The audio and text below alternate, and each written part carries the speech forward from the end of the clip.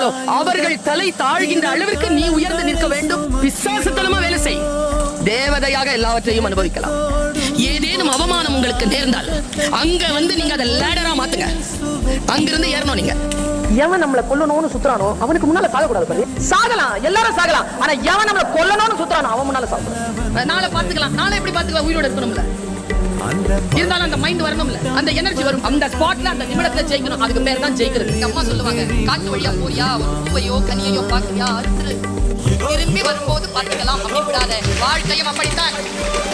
என்ன முடியுமோ அவ்வளவு பறிச்சு உருட்டி எடுத்துட்டு வெளியில ஓடிடும். நாலேஜ் அப்படி வாங்கிட்டு போய்கிட்டே. எத்தனை பேர் தோல்வி அடைந்திருக்கிறீர்கள் நாளை என்று தள்ளி போட்டுட்டு?